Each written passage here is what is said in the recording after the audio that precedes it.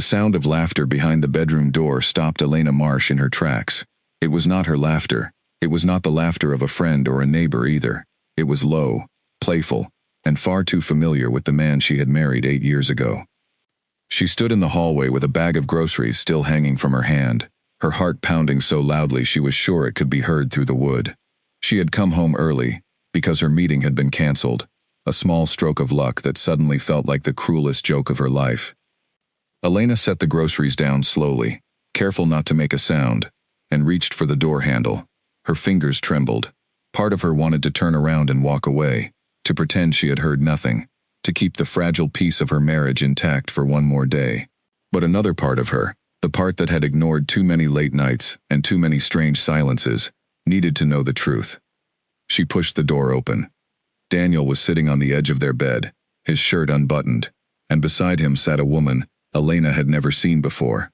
She was young, maybe in her early 20s, with sharp golden eyes and dark hair that fell in perfect waves over her shoulders. The woman looked at Elena without a trace of shame, almost as if she had been expecting her. For a moment, nobody spoke. The room seemed to hold its breath. "Elena," Daniel finally said, standing up. His voice was calm, too calm for a man who had just been caught betraying his wife. "This is not what you think." "Then tell me what it is," Elena said, her voice steady even as her hands shook. "Because from where I am standing, it looks exactly like what I think it is." The young woman rose from the bed, smoothing her skirt with an unsettling grace. "You should tell her, Daniel," she said softly. "She deserves to know." Elena looked between them, confusion mixing with anger. "Know what? That my husband is having an affair? I think I already know that." Daniel ran a hand through his hair, and for the first time, Elena saw something in his eyes she had never seen before. It was not guilt. It was resolve, as if he had already made peace with breaking her heart. "Her name is Vanessa," Daniel said, "and she is not just someone I am seeing. She is my mate." Elena almost laughed at the strange choice of words. "Your mate? Daniel, we are married. I am your wife." "You do not understand," Daniel said, stepping closer. "There are things about me that you never knew. Things I kept from you, because I thought I could live a normal life. I thought I could ignore what I am." "What are you talking about?" Vanessa spoke instead, her voice smooth and confident. "Daniel is a werewolf, Elena. So am I. And in our world, when two wolves are meant to be together, nothing can stand in the way. Not distance, not time, not even a marriage." Elena stared at them as if they had lost their minds. For a moment she wondered if this was some cruel prank, an elaborate excuse to explain away an ordinary betrayal. But something in Daniel's face told her this was not a joke. His eyes had changed color, a flash of amber cutting through the brown she had looked into for 8 years. She stumbled back, her shoulder hitting the doorframe. "This cannot be real," she whispered. "It is real," Daniel said, his voice gentler now, though it offered no comfort. "I have been a wolf my entire life, Elena. I hid it from you because I loved you, and I did not want to frighten you. But the bond between a wolf and his true mate is not something we can choose. It happened the moment I met Vanessa. I fought it for months, but I cannot fight it anymore." Elena's mind raced, trying to make sense of a world that had turned upside down in the span of a few minutes. 8 years of marriage, 8 years of shared meals and quiet mornings and small arguments over nothing, and none of it had been the full truth. She had shared a home with a man whose entire identity had been hidden from her. "So what does that mean for us?" she asked, though she already feared the answer. Daniel's silence was answer enough. "It means," Vanessa said, stepping forward with an air of quiet triumph, "that Daniel belongs with me now. I am sorry if this hurts you, but the bond does not care about human feelings. It is stronger than anything you could understand." Something inside Elena snapped at those words. The pity in Vanessa's voice was worse than any insult. "Do not apologize to me," Elena said sharply. "You are in my house, in my bedroom, and you have the nerve to feel sorry for me? Get out." Vanessa's expression flickered, a brief spark of anger in her golden eyes, but she said nothing further. She looked at Daniel instead, as if waiting for him to take control of the situation. "Elena, please," Daniel said. "Let me explain everything. There is more you need to know, about the pack, about what happens now." "I do not want to hear about your pack," Elena said, her voice breaking despite her effort to stay strong. I want to know how long this has been going on. I want to know how long you have been lying to me. Daniel hesitated, and that hesitation told her everything. Months, he finally admitted. It started a few months ago. But Elena, I never meant to hurt you. The mate bond is something none of us can control. When I met Vanessa, I felt a pull unlike anything I have ever felt. I tried to stay away from her. I tried to keep loving you the way I always did, but it became impossible. Elena felt her throat tighten, tears threatening to spill despite her determination not to cry in front of them. So all those nights you said you were working late, all those weekends you said you needed time alone, that was you being with her? Daniel did not answer, but his silence confirmed it. I gave you 8 years, Elena said, her voice trembling with a mixture of grief and fury. I gave up so much for this marriage. I turned down a job in another city, because you asked me to stay. I stood by you when your father was sick. I stayed up with you through every hard night you ever had, and this whole time, you were keeping a secret this big from me, and now you are telling me it does not matter, because some invisible bond told you to love someone else? It is not like that, Daniel said, though his words sounded hollow even to himself. Then what is it like, Daniel? Explain it to me. Explain how a man who claimed to love his wife can stand here and tell her that their entire marriage means nothing compared to some magical connection with someone he just met. Vanessa, growing impatient, placed a hand on Daniel's arm. We should go, Daniel. This is becoming difficult for everyone. Elena turned her gaze to Vanessa, and for a moment, the sadness in her eyes hardened into something colder. You will not tell me when this conversation is over. This is still my house. Actually, Daniel said quietly. It is not. Not anymore. Elena blinked. What do you mean? The house belongs to the Packlands, Daniel explained, avoiding her eyes. It was given to me, because I am part of the pack leadership here. Now that Vanessa and I are mates, the elders have already begun making arrangements. I did not want it to happen this way, but there are rules, Elena, rules that exist outside of what you and I decided together. The weight of his words crashed over her like cold water. Not only had he betrayed her, he had also been living a double life within a hidden community she knew nothing about, a community with its own laws and its own claims over the very roof above her head. You are telling me I am going to lose my home too, she said flatly. I will help you find somewhere else to stay, Daniel offered, though the words felt more like an obligation than genuine concern. The pack will not want a human staying on these lands once our bond is recognized. It is not personal, Elena. It is just how things work. Not personal, Elena repeated bitterly. You just told me you have a secret identity, a secret world, and now a secret family that requires me to leave my own home. And you are telling me it is not personal. Daniel opened his mouth to respond, but no words came. For all his calm explanations, he seemed to have no answer for the simple truth of what he had done to her.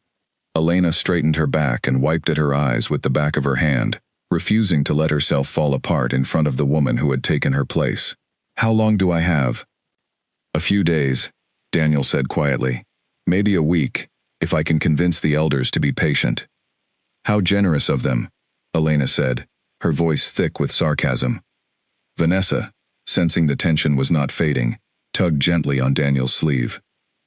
We really should go. Staying here is not helping anyone.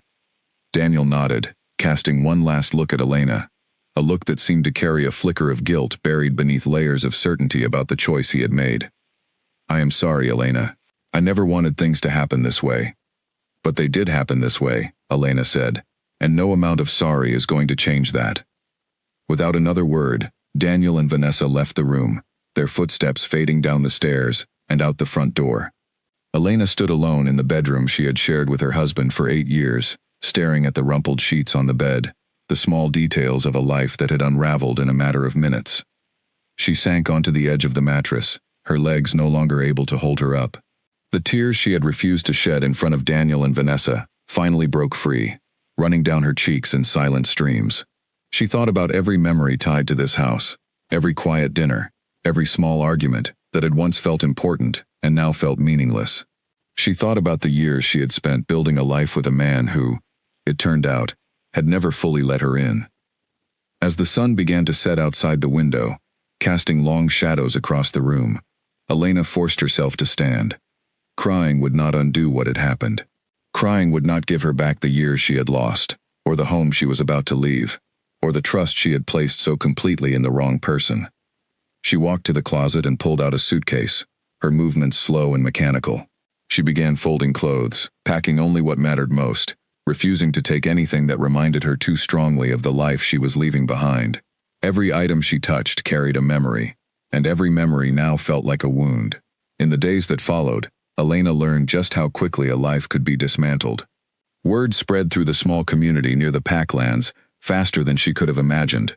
Some neighbors, people she had known for years, suddenly avoided her eyes when she passed them on the street.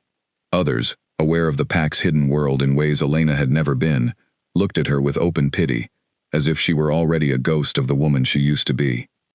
A woman named Grace, one of the few friends Elena had made outside the Pack circles, arrived at the house 2 days after the confrontation, her face full of concern. "I heard what happened," Grace said, wrapping Elena in a tight hug the moment the door opened. "I am so sorry, Elena. I had no idea Daniel was capable of something like this." "Neither did I," Elena admitted, stepping back to let her friend inside. 8 years, Grace. 8 years, and I never once suspected anything like this." Grace glanced around at the half-packed boxes scattered across the living room. "Where will you go?" Elena shook her head, unsure of the answer herself. "Somewhere far from here. Somewhere I do not have to see him, or her, or anyone connected to this place." "You do not have to figure it all out today," Grace said gently, placing a hand on Elena's shoulder. "Just take it one step at a time." Elena appreciated the kindness, but privately, she knew that pretending things would sort themselves out was a luxury she did not have. The Pack elders had made their expectations clear through Daniel, and every day she remained in that house felt like she was living on borrowed time. That evening, after Grace left, Elena sat alone at the kitchen table with a cup of tea, slowly growing cold in her hands. She stared out the window at the darkening sky, replaying the events of the past few days, over and over in her mind. She thought about the version of herself who had once believed in forever, who had trusted so completely that betrayal seemed impossible. That woman felt like a stranger to her now.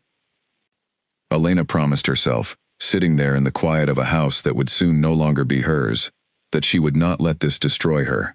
She did not know yet what her life would look like on the other side of this loss, but she knew one thing, with absolute certainty. She would not spend the rest of her days waiting for someone to choose her the way Daniel never truly had. Whatever came next, she would face it standing on her own 2 feet, even if her heart was still learning how to beat without the life she had built for so long. Outside, the wind picked up, rustling through the trees that bordered the Packlands, carrying with it the distant, haunting sound of a howl. Elena shivered, pulling her sweater tighter around her shoulders, unaware that the sound in the distance was only the first sign of a world far larger and stranger than the one she was being forced to leave behind. The moving truck arrived at 7 in the morning, far too early for the ache still sitting heavy in Elena's chest. She stood on the porch of the house that had once been her home, watching 2 strangers carry boxes that contained the last 8 years of her life.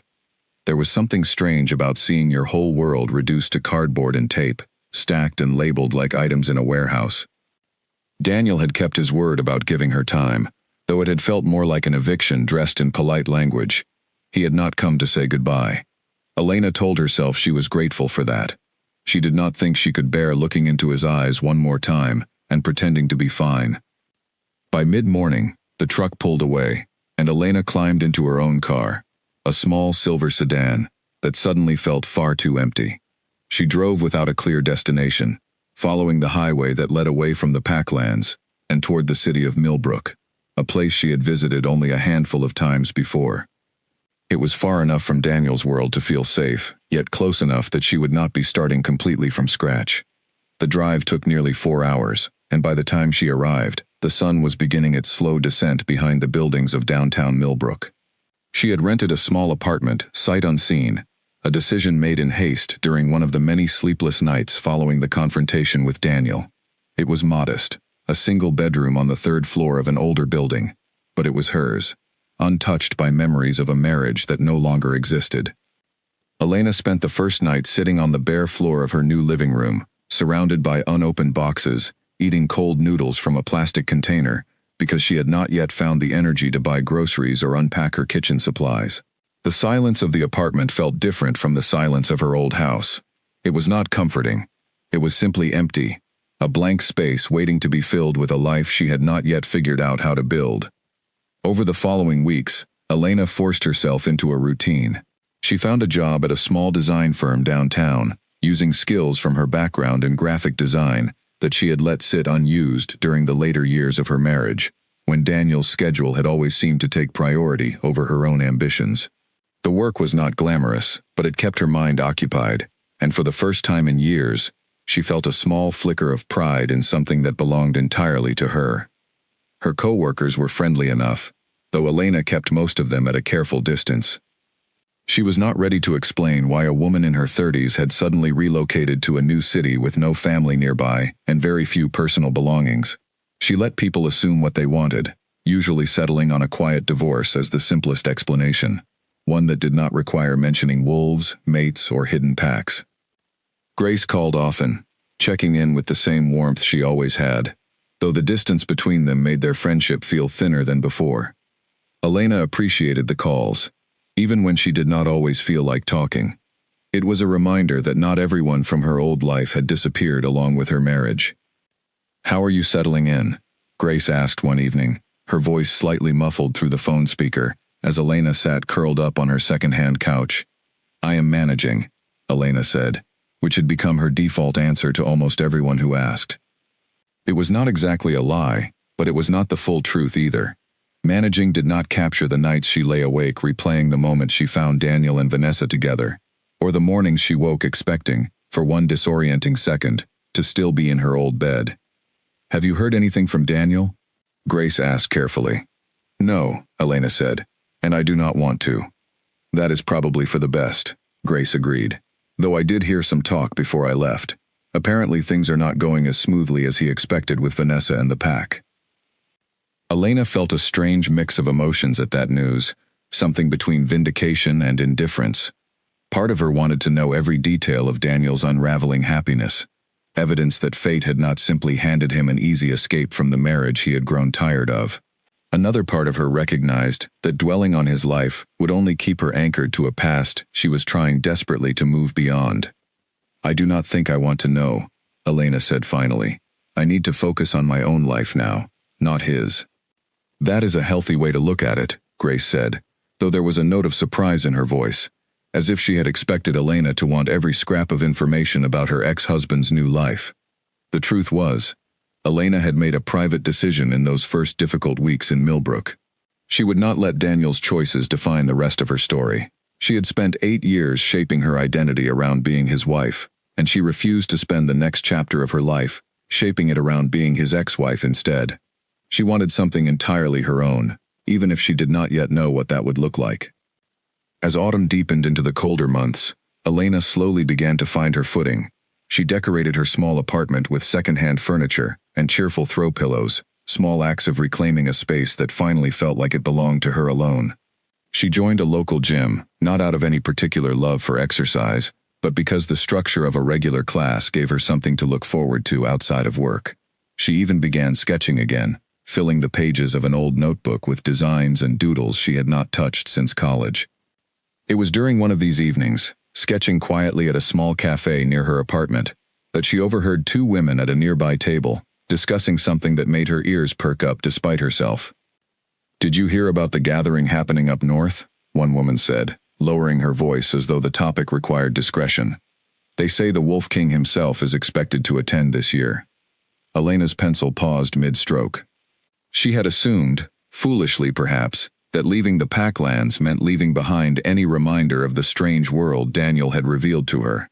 Yet here she was, in a coffee shop 200 miles away, overhearing casual conversation about wolves, as if they were simply another part of everyday life.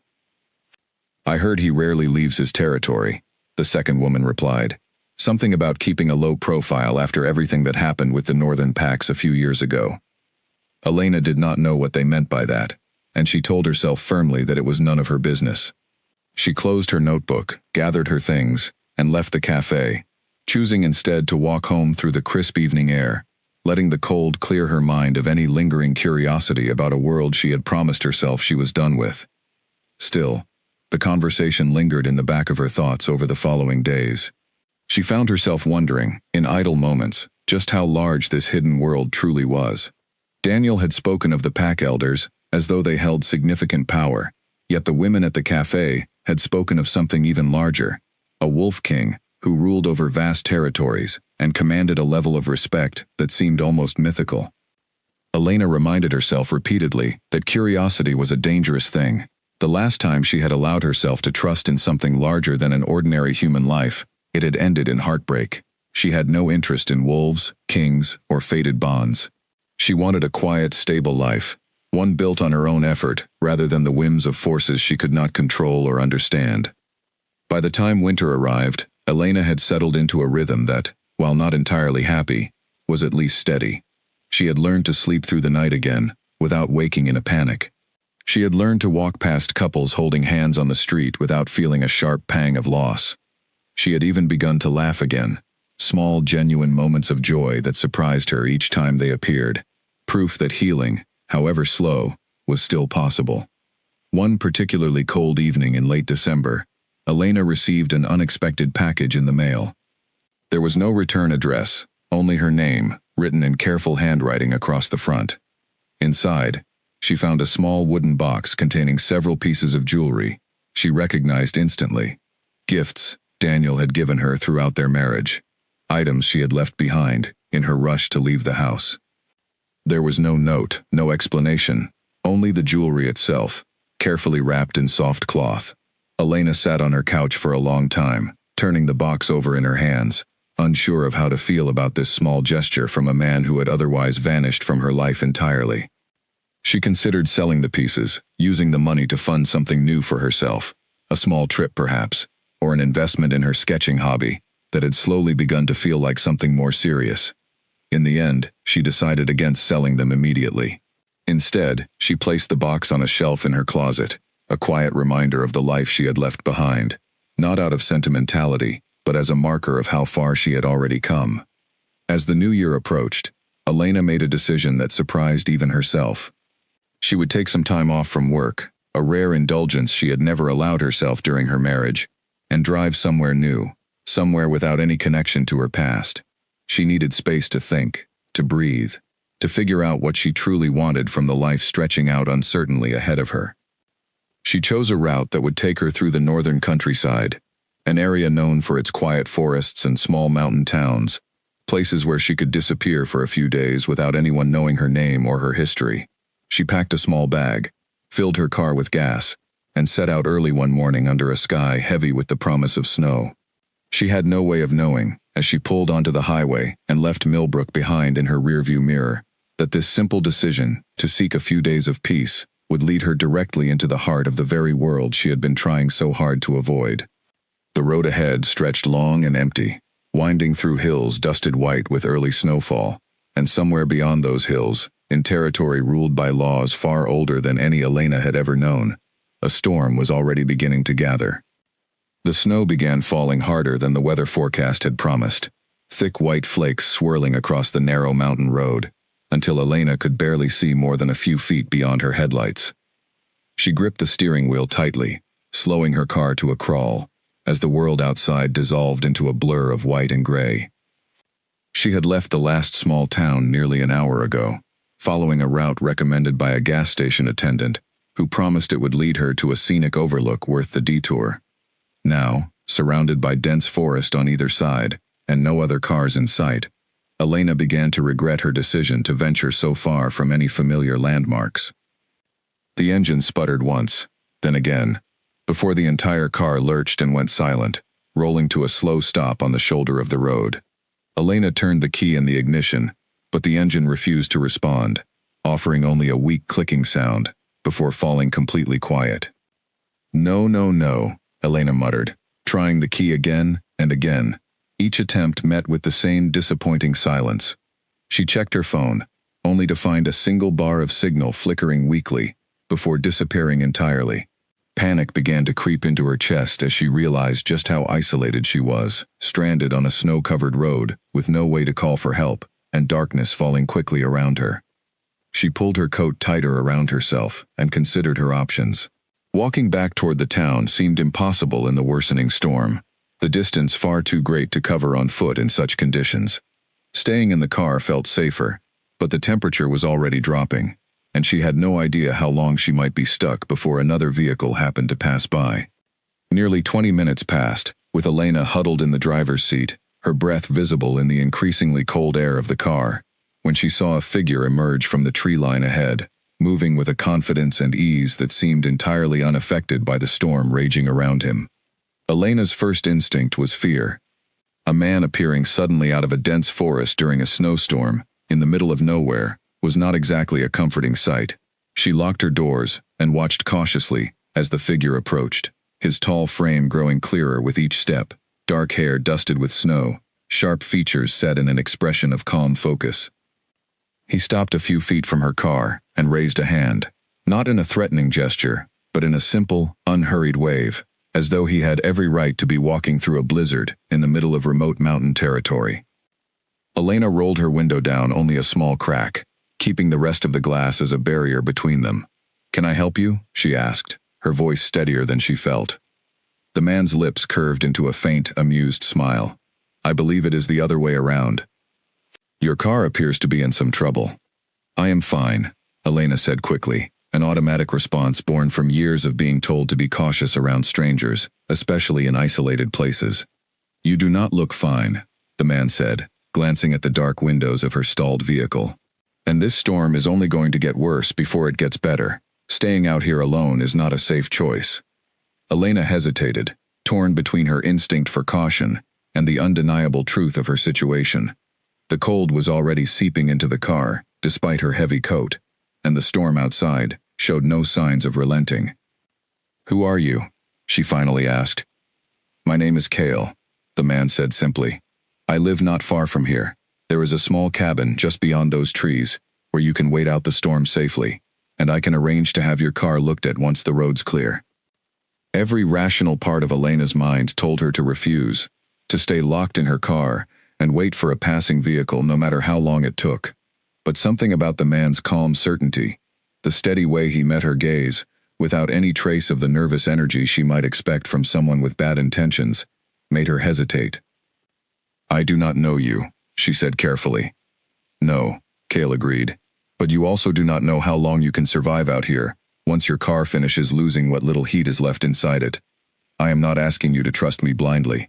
I am simply offering you a warm place to wait until the storm passes and help can reach you properly." Elena glanced at the thickening snow outside, weighing the risk of trusting a stranger against the very real danger of remaining stranded in freezing temperatures with no way to call for assistance. Finally, with a deep breath, she unlocked her car door. "If you try anything," she said, stepping out cautiously into the cold, "I will make sure you regret it." Cale's smile widened slightly, though he said nothing in response to her warning, simply gesturing for her to follow him toward the tree line. Elena grabbed her bag from the passenger seat, locked her car out of habit despite the improbability of anyone else passing through this isolated stretch of road, and followed the stranger into the storm. The walk to the cabin took only a few minutes, though every step felt longer, as Elena's boots sank into the deepening snow. She kept a careful distance from Cale, watching his movements closely, but he made no attempt to close the space between them or engage in unnecessary conversation. His silence, rather than feeling threatening, felt oddly respectful, as though he understood her wariness and had no intention of pushing against it. The cabin, when it finally came into view, was larger and more well-kept than Elena had expected. Warm light glowed from the windows, and smoke curled gently from a stone chimney, promising the kind of shelter she desperately needed. Cale opened the door and stepped aside, allowing her to enter first. Inside, the cabin was simple but comfortable, a stone fireplace crackling with a steady fire, wooden furniture arranged with quiet purpose, and thick blankets draped over a nearby chair. Elena stood just inside the doorway, taking in her surroundings with cautious curiosity as Cale closed the door behind them, shutting out the howling wind. "You can sit by the fire," Cale offered, gesturing toward the seating area. I will make some tea. You look half frozen. Elena moved toward the fireplace, grateful for the warmth, even as her guard remained firmly in place. She sat on the edge of a wooden chair, watching Cale move through the small kitchen area, with an ease that suggested this cabin was indeed his home, exactly as he had claimed. You live out here alone? She asked, breaking the silence as he returned with 2 steaming mugs. Most of the time, Cale said, handing her one of the mugs before settling into the chair across from her. I find the quiet suits me better than city life. That is quite a distance from anything, Elena remarked, wrapping her cold hands around the warm mug. It is peaceful, Cale said simply, offering no further explanation. There was something in the way he spoke, measured and deliberate, that made Elena suspect he was choosing his words carefully, revealing only what he wished her to know. They sat in silence for a while, the crackling fire filling the space between them, as Elena slowly felt warmth returning to her frozen fingers and toes. She studied Cale discreetly over the rim of her mug, noting the sharp lines of his face, the quiet strength in his posture, and something else she could not quite name, an intensity in his dark eyes whenever he glanced her way that made her feel unexpectedly seen. What brings you out here in a storm like this? Cale finally asked, breaking the comfortable silence. Elena considered how much to share with a complete stranger, even one who had potentially saved her from a dangerous situation. I needed to get away for a while, she said carefully. Clear my head. From what? Cale asked, though his tone carried no judgment, only genuine curiosity. Elena hesitated, surprised by how easily the question could have led her back into painful territory. Life, she said simply, deciding that vague honesty was safer than detailed explanation. Cale studied her for a long moment, as though he could sense there was far more beneath her simple answer, but he did not press further. Life has a way of doing that, he said instead. Sometimes the quiet places are the only ones that make sense of it. Something about his understanding, unforced and unassuming, loosened a small knot of tension in Elena's chest that had been sitting there for months. She found herself, against her better judgment, wanting to know more about this stranger who had appeared out of a snowstorm and offered shelter, without demanding anything in return. What about you? She asked. Why choose to live somewhere this isolated? Cale's expression grew thoughtful, his gaze drifting momentarily toward the fire. I have responsibilities that require a certain amount of solitude, he said. It is complicated. Everything seems complicated these days, Elena said, a note of dry humor slipping into her voice, despite herself.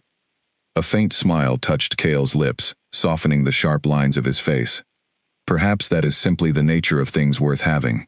The simple things rarely mean as much. Elena found herself studying him more closely at those words, unsure why such a simple statement struck her so deeply. She thought of Daniel, of the simple life she had believed they were building together, only to discover it had been built on a foundation of secrets. Perhaps Cale was right. Perhaps the things that seemed easiest were often the ones hiding the most complicated truths. Outside, the storm continued to rage, wind howling against the sturdy walls of the cabin, but inside, a strange sense of calm had settled over the room. Elena finished her tea, feeling warmth spread through her body, and for the first time in months, she felt herself relax in the presence of another person, even one she had known for less than an hour. You should rest, Cale said eventually, noticing the way exhaustion had begun to soften the edges of her cautious expression. The storm will not clear until morning at the earliest. There is a bedroom just through that door. I will take the couch. Elena hesitated, old instincts of caution rising briefly, before exhaustion won out over wariness. Thank you, she said quietly, for helping me tonight. You are welcome, Cale said, his dark eyes holding hers for a moment longer than necessary, something unspoken passing between them that Elena could not quite name, but that left a strange warmth settling somewhere deep in her chest, unrelated entirely to the fire crackling nearby. She retreated to the small bedroom, closing the door softly behind her, and sat on the edge of the bed for a long while, staring at nothing in particular, her thoughts a tangled mess of confusion. She barely knew this man, yet something about his presence had settled a restlessness within her that had lingered since the day she discovered Daniel's betrayal. She told herself it meant nothing, that exhaustion and the trauma of a stressful evening were simply playing tricks on her judgment. Yet as she finally drifted into an uneasy sleep, The last image in her mind was not of Daniel or Vanessa or the life she had left behind, but of dark, steady eyes, watching her with quiet, unwavering attention across a warm and flickering fire.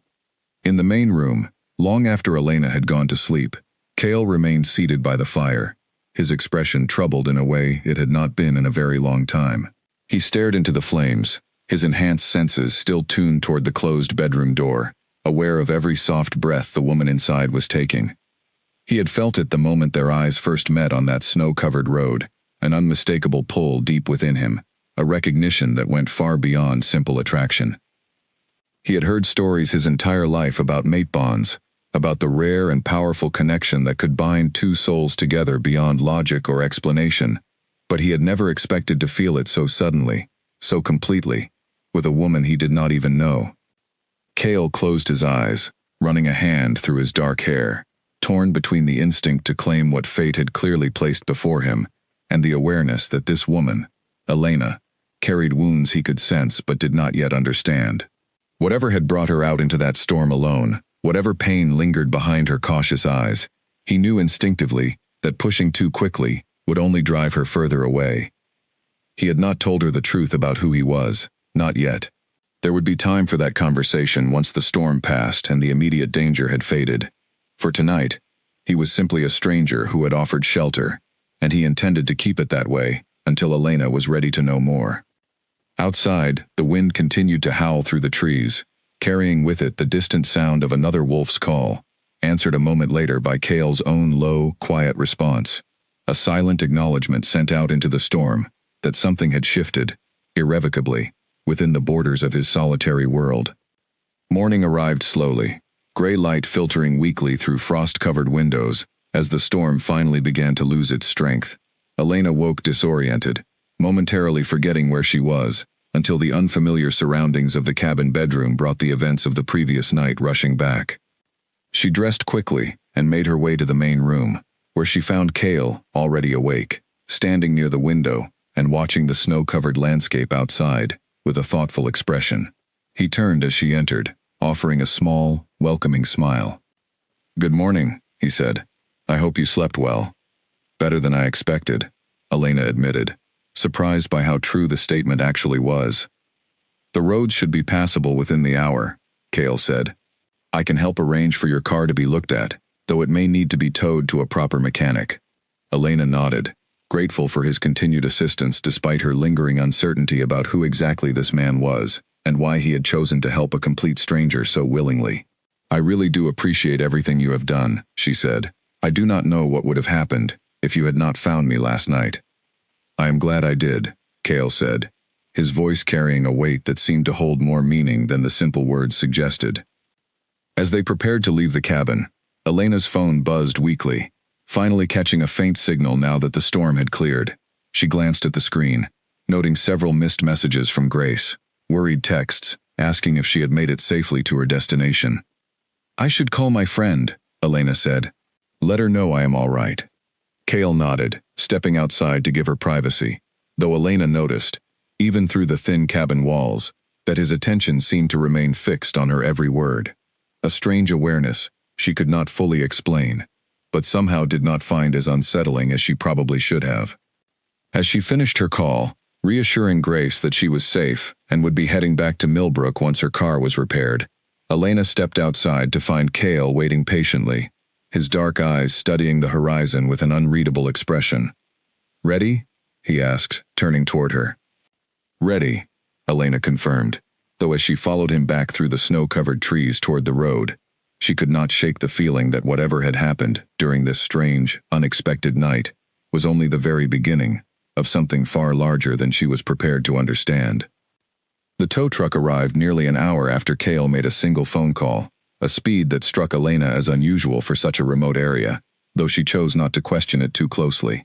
She watched as her car was hooked up and prepared for transport to the nearest town, grateful that the ordeal of the previous night seemed to be resolving itself far more smoothly than she had expected.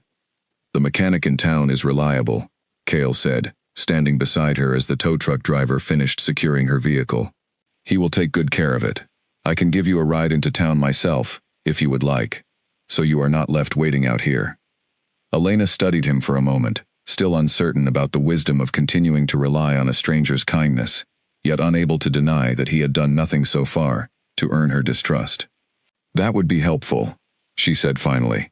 "Thank you." They rode in Cale's vehicle, a dark, sturdy truck that seemed well suited to the rough mountain roads, following behind the tow truck as it made its slow way toward the small town, nestled at the base of the mountains. The silence between them was comfortable rather than awkward, filled occasionally with brief conversation about the scenery passing outside the windows, or the history of the small towns scattered throughout the region. "You know a lot about this area," Elena observed at one point, noticing the easy familiarity with which Cale pointed out various landmarks along the winding road. "I have lived here most of my life," Cale said. "It is difficult not to know a place intimately after that much time." "It must be nice," Elena said quietly, "having somewhere that feels permanent." Cale glanced at her briefly, something thoughtful passing behind his dark eyes. "You do not have that in your own life?" Elena hesitated, unsure how much to reveal, but something about the quiet honesty of their conversation the previous night made her feel oddly comfortable continuing that same openness. "Not anymore," she admitted. "I recently left somewhere I thought was permanent. Turns out it was not." "I am sorry," Cale said, and the sincerity in his voice suggested he understood, at least in part, the weight behind her simple words. "It is fine," Elena said, though the automatic response felt hollow even to her own ears. "I am figuring things out." "That takes courage," Cale said. "Starting over, I mean. Most people are too afraid to leave what is familiar, even when it no longer serves them." Elena considered his words carefully, surprised by how accurately they captured a truth she had not fully articulated even to herself. She had spent months telling herself that leaving Daniel and the Packlands had been the only reasonable choice, yet she had never quite framed it as an act of courage. It had simply felt like survival. "I did not feel very courageous at the time," she admitted. "Mostly just heartbroken." "Perhaps those two things are not as different as they seem," Cale offered gently. They arrived in town shortly after, and Elena spent the remainder of the day waiting at a small diner while the mechanic assessed the damage to her car. Cale, despite having no obligation to remain, stayed with her, sharing a simple lunch and continuing their easy, unforced conversation about topics that had nothing to do with wolves, packs, or the painful details of Elena's recent past. She found herself laughing genuinely for the first time in what felt like months, surprised by how naturally humor returned to her when she was not constantly guarding herself against old wounds. Cale had a dry wit that caught her off guard more than once, delivered with such a calm, understated tone that it took her a moment each time to realize he was joking. By late afternoon, the mechanic informed Elena that her car would need a new part that was not currently in stock, one that would take at least 2 days to arrive from a larger city nearby. Elena felt a fresh wave of frustration at the delay, uncertain how she would manage being stranded in an unfamiliar town for that long. "There is a small inn, just down the street," Cale offered, sensing her distress. "It is comfortable, and the owner is a good friend of mine. I am sure she could offer you a fair rate for a couple of nights."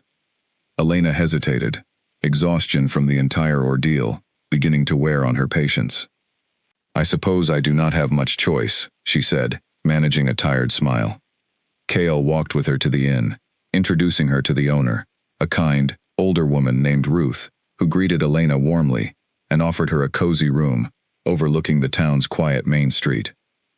As Elena settled her belongings into the small but comfortable space, she found herself reflecting on the strange turn her simple trip for solitude had taken. She had come seeking distance from her old life, a few quiet days to think without any reminders of Daniel or the world he had revealed to her. Instead, she found herself unexpectedly stranded in a small mountain town, relying on the continued kindness of a stranger whose calm presence had, against all her careful defenses, begun to feel unexpectedly comforting. That evening, Cale invited her to dinner at a small restaurant near the inn, an invitation Elena accepted after only a brief moment of hesitation. Over a simple meal, their conversation deepened, drifting gradually from safe, surface-level topics into more meaningful territory. "Can I ask you something?" Elena said partway through the meal, curiosity finally overtaking her caution. "Of course," Cale said. "Why did you help me last night? You did not know me at all, And yet you went out of your way, more than once, to make sure I was safe and taken care of. Cale considered the question for a long moment, his dark eyes studying her, with an intensity that made Elena's breath catch slightly. Some things simply feel important to do, he said finally, his answer deliberately vague, though something in his tone suggested there was far more depth to his reasoning than he was willing to share just yet. That is not much of an answer, Elena said, a small smile tugging at the corner of her lips. No, Cale agreed, a hint of amusement flickering across his features. But it is an honest one, even if it is not complete. Elena studied him for a moment, sensing there was indeed more beneath his careful words, a mystery she found herself surprisingly eager to understand, rather than avoid. For the first time since discovering Daniel's betrayal, curiosity outweighed her instinct for caution, and she allowed herself to simply enjoy the warmth of good company and an unexpectedly pleasant evening, without overthinking the strange circumstances that had brought them together. As dinner came to an end and they walked back toward the inn beneath a clear, star-filled sky, Elena felt a quiet contentment she had not experienced in a very long time. Whatever this strange detour in her journey meant, whatever Cale's true reasons were for showing her such consistent kindness, she found herself, for once, willing to simply let the moment unfold, without demanding immediate answers. "Thank you for today," she said as they reached the entrance of the inn. "For everything, really." "You are welcome, Elena," Cale said, and something in the way he spoke her name, careful and deliberate, sent an unexpected warmth spreading through her chest. As she watched him walk away into the quiet night, Elena could not shake the feeling that her simple trip for solitude had led her somewhere far more significant than she ever could have anticipated, and that the mysterious man who had rescued her from a snowstorm was only just beginning to reveal the true depth of who he really was. The next 2 days in the small mountain town passed differently than Elena had expected. What should have been an inconvenient delay while waiting for her car to be repaired instead became a quiet, unhurried stretch of time, unlike anything she had experienced in years. Cale appeared each morning at the inn, sometimes with breakfast in hand, other times simply to invite her on a walk through the town or along the edge of the nearby forest. Elena found herself looking forward to these mornings in a way that both pleased and unsettled her. She had not expected to feel this kind of quiet excitement again, especially not so soon after everything that had happened with Daniel. Yet each time she saw Cale's tall figure approaching, something in her chest lifted, a small, unfamiliar lightness she had almost forgotten how to feel. "You seem different today," Cale observed on the second morning, as they walked along a quiet path bordering the edge of town, the snow from the storm now melting into soft slush beneath their boots. "Different how?" Elena asked. "Lighter," Cale said simply. "Like some of the weight you were carrying when I first found you has eased." Elena considered his observation, surprised by how accurate it felt. "I suppose it has," she admitted. "I did not expect getting stranded in a snowstorm to end up being good for me." Cale's lips curved into a small smile. "Sometimes, the unexpected detours turn out to matter the most." They continued walking in comfortable silence for a while, the crisp mountain air filling Elena's lungs with a freshness that felt like a small rebirth after months of feeling weighed down by grief and betrayal. She glanced sideways at Cale, studying the calm confidence in his posture, the quiet strength that seemed to radiate from him, without any need for words. "Can I ask you something else?" she said eventually. "You can ask me anything," Cale replied. "What do you actually do? You mentioned responsibilities before, but you have not told me anything specific." Cale was quiet for a moment, his expression thoughtful as he seemed to weigh how much to reveal. "I oversee a fairly large territory," he said carefully. "It involves a lot of responsibility, more than most people would want to take on." "That sounds important," Elena said. "It can be," Cale agreed. "It can also be isolating, in ways that are difficult to explain to someone outside of it." Elena nodded, sensing there was more beneath his careful words but choosing not to push further, remembering her own reluctance to share the full details of her past with someone she had only just met. She understood, perhaps better than most, the instinct to protect certain parts of yourself until trust had been properly earned. "I understand needing to keep some things private," she said. "I have plenty of my own things I am not ready to talk about either." Cale glanced at her, something like relief flickering across his features at her understanding. Thank you for that, he said quietly. As the day continued, they found themselves drifting into easier, lighter conversation, discussing favorite books, childhood memories, and small, ordinary details of life that had nothing to do with the complicated circumstances that had brought them together. Elena learned that Cale had grown up in the mountains, that he had lost his parents at a young age, and had been raised largely by an older relative who had taught him the importance of duty and responsibility from an early age. In turn, Elena shared small pieces of her own history, careful to avoid mentioning Daniel directly, focusing instead on happier memories from before her marriage, her love of art, her complicated relationship with her own parents, who had passed away several years earlier, within a short time of each other. I am sorry, Cale said softly, when she mentioned her parents. That must have been incredibly difficult. It was, Elena admitted. For a long time, I felt like I had lost my whole sense of home. I think that is part of why I held on so tightly to my marriage, even when things were not right. I did not want to lose another sense of belonging. Cale's expression grew serious, a flicker of something protective passing behind his dark eyes. You deserve to feel like you belong somewhere, Elena. Truly belong, not just hold on out of fear of losing it. Elena felt her breath catch slightly at the sincerity in his voice, the way he spoke as though her well-being genuinely mattered to him, despite having known her for such a short time. She was not used to this kind of attentiveness, this quiet, steady focus on her feelings, rather than dismissive reassurance meant to end an uncomfortable conversation quickly. That is a kind thing to say, she said softly. It is true, Cale replied simply, his gaze holding hers with an intensity that made her heart beat a little faster, despite her attempts to remain guarded. That evening, as they shared another meal together at the same small restaurant, Elena found herself studying Cale more closely than before, noticing small details she had overlooked in her initial caution. The way his eyes seemed to shift subtly in certain lighting, catching hints of amber she had not noticed before. The way his senses seemed unusually sharp, reacting to sounds outside the restaurant, long before anyone else in the room appeared to notice anything at all. A small, uneasy suspicion began to form in the back of her mind, a memory of amber eyes and impossible claims that she had tried desperately to forget since leaving Daniel behind. She pushed the thought away quickly, telling herself she was simply being paranoid, allowing old trauma to color an entirely innocent situation. Yet as dinner continued, she could not fully shake the growing sense that there was something Cale was not telling her. Something significant hidden beneath his calm, careful explanations about responsibility and territory. You are quiet tonight, Cale observed, noticing the shift in her demeanor. Just thinking, Elena said, forcing a small smile. About anything in particular? Elena hesitated, debating whether to voice the strange suspicion forming in her mind. Finally, deciding that honesty had served her well so far in their brief but meaningful acquaintance, she asked carefully, Is there something about yourself you have not told me?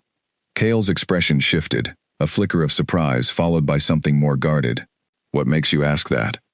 Small things, Elena admitted. The way you seem to notice sounds before anyone else does. The way you talk about responsibility and territory, like it is something bigger than a simple job. I do not know. Maybe I am imagining things. Cale was silent for a long moment, studying her with an expression that seemed to weigh the risks of honesty against the comfort of continued secrecy. Finally, he set down his fork, his dark eyes meeting hers with a seriousness that made Elena's pulse quicken. You are not imagining things, he said quietly. There is something I have not told you, something important.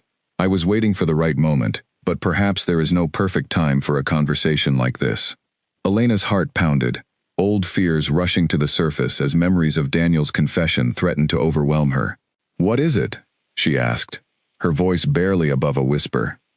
Before Cale could answer, the sound of the restaurant door opening drew both their attention. Two men entered, dressed in dark, formal clothing that seemed distinctly out of place in the small, casual establishment.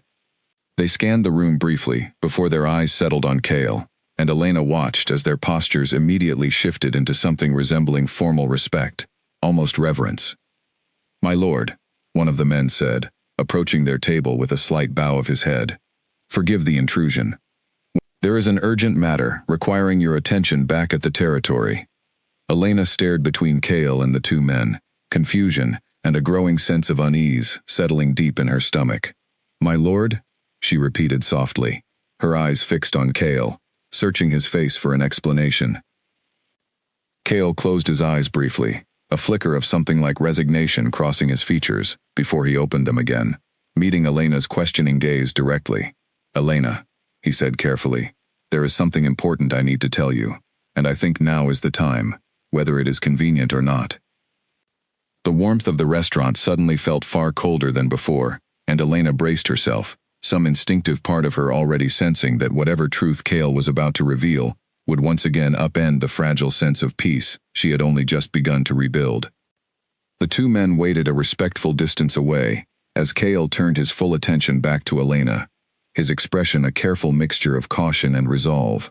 She sat frozen in her chair, her mind racing through every possible explanation, though a quiet, persistent voice inside her had already begun to suspect the truth. "I should have told you sooner," Cale began, his voice low enough that only she could hear it clearly.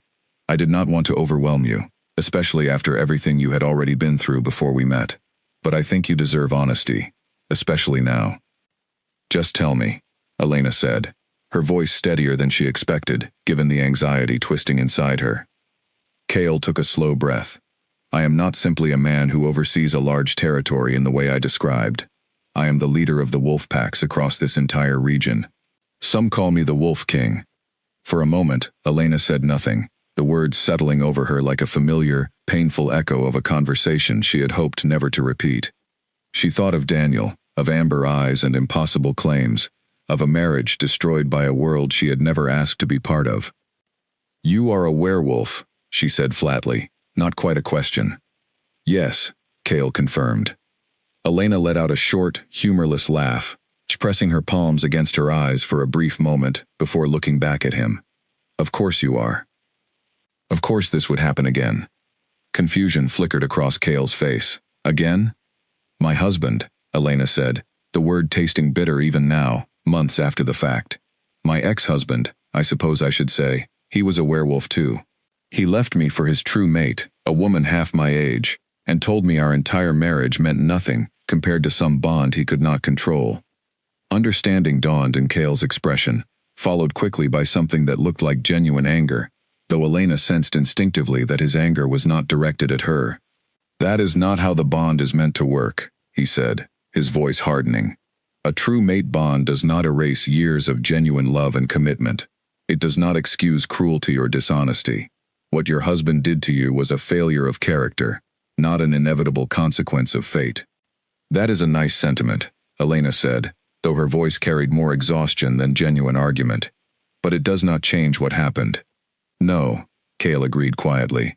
"It does not. And I am sorry that someone used something as significant as a mate bond to justify hurting you so deeply." Elena studied him carefully, searching for any sign of the same manipulative certainty Daniel had shown when explaining away his betrayal, but she found none. Cale's expression held only sincerity, a genuine understanding of the pain his revelation had stirred within her. "Why are you telling me this now?" she asked. "What does it have to do with me?" Cale hesitated, glancing briefly at the two men still waiting patiently near the entrance, before returning his full attention to Elena. "I think you already suspect part of the answer," he said carefully. "The moment I saw you on that road during the storm, I felt something I have never felt before. A pull, a recognition, something that goes beyond ordinary attraction." Elena's stomach tightened, old fear and fresh uncertainty warring within her. "You are saying I am your mate?" "Yes," Cale said simply, no hesitation in his voice despite the weight of the admission. Elena stood abruptly, needing distance, needing space to process a revelation that felt like it was ripping open wounds she had only just begun to heal. "I cannot do this again," she said, her voice trembling despite her effort to remain composed. "I cannot go through this same nightmare a second time."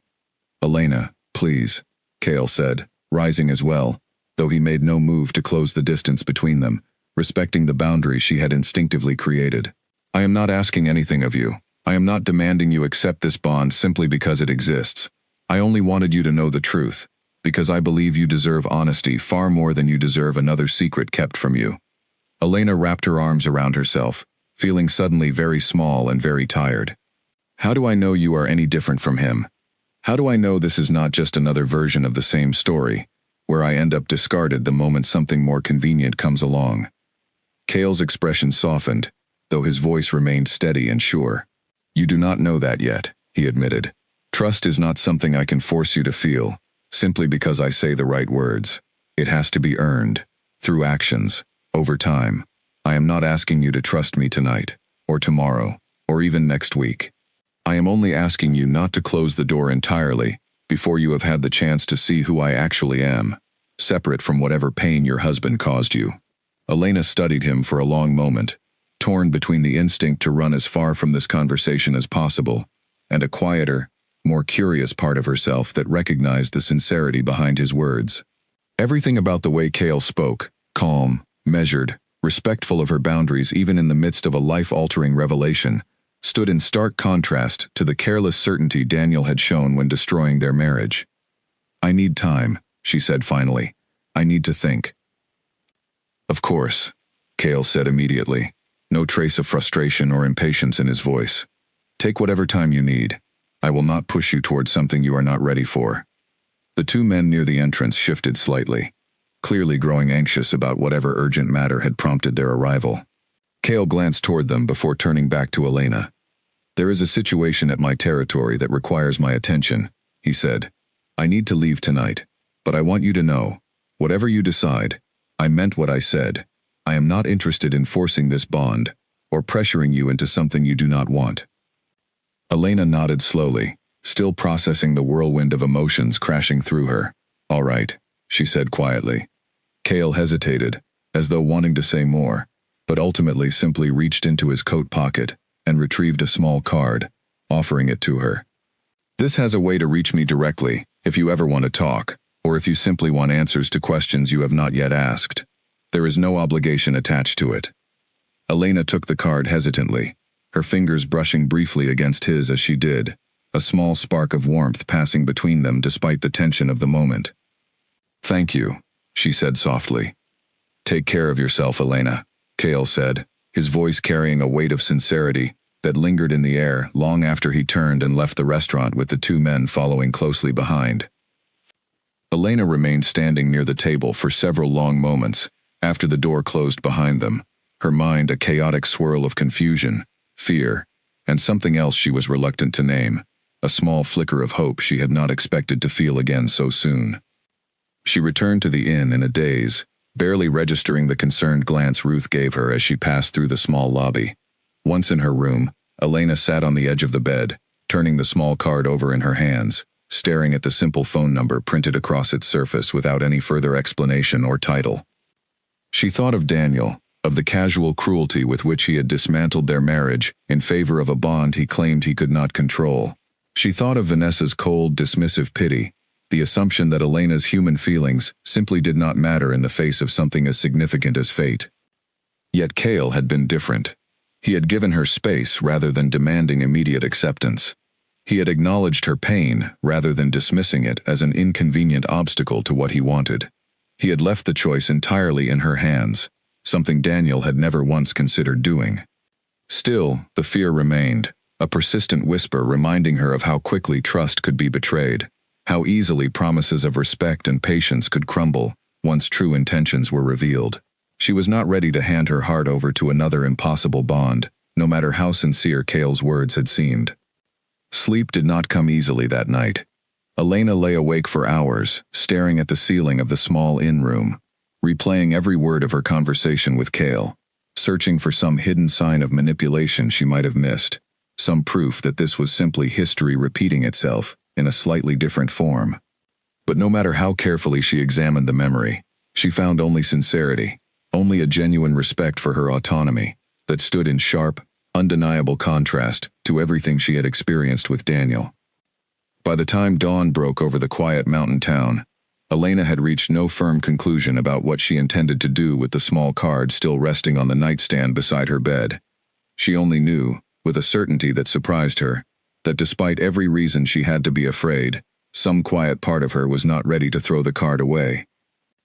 2 days later, her car finally repaired, Elena packed her bags and prepared to return to Millbrook, to the small life she had carefully built for herself in the months since leaving Daniel behind. As she settled into the driver's seat and pulled away from the small inn that had become an unexpected sanctuary, she glanced once more at the card tucked safely into her wallet. She did not know yet what she would decide. She only knew that the storm which had stranded her on that mountain road had changed something within her, cracking open a door she had firmly believed was closed forever, and that whatever came next, she would face it with far more clarity than she had carried into that snowy encounter just days before.